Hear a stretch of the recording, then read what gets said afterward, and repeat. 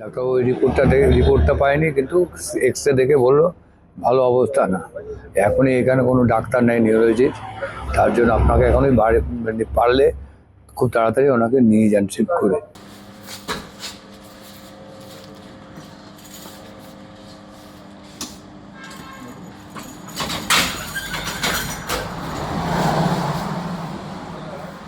আসুন সাবধান।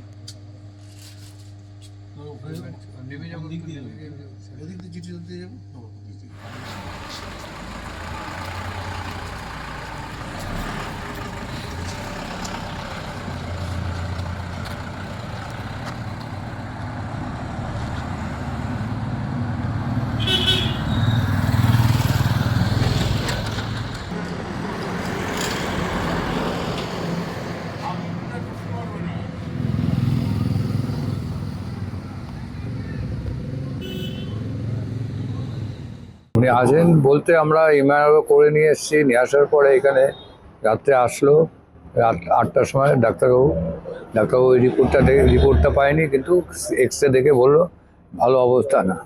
এখনই এখানে কোনো ডাক্তার নেই নিউরোলজির, তার জন্য আপনাকে এখনই পারলে খুব তাড়াতাড়ি ওনাকে নিয়ে যান শিফট করে। তাই আজকে আর রাত্রে তো নিতে পারবেন না, তাহলে রাত্রে ছেড়ে কালকে সকালে নিয়ে যাবেন।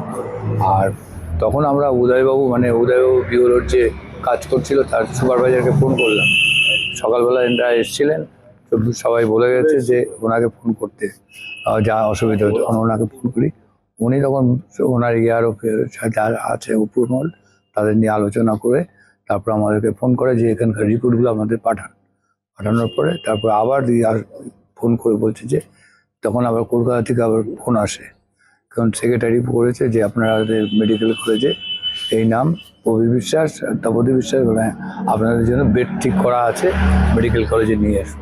এখন আমরা মেডিকেল কলেজে যাচ্ছি। মেডিকেলের যে সব ব্যবস্থা করে নিয়েছেন এবং ওখানকার যে সুপার আছেন তাকেও ফোন করে সব কিছু বলেছেন এবং আমরাও ওখানে ফোন করেছি।